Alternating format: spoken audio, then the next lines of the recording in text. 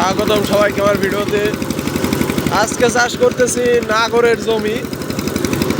অনেক জায়গায় নাগরকে অনেক কিছু বলে থাকে, নাগরকে জোলা, ছোট নদী এগুলোও বলে থাকে। আমরা নাগর বা জোলাই বলে থাকি।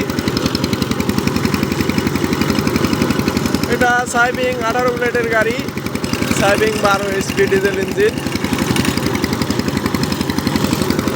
2 নম্বর চাষ চলছে, 3-এ দিয়ে দিছি, 3-এ দিয়ে চাষ করতেছি।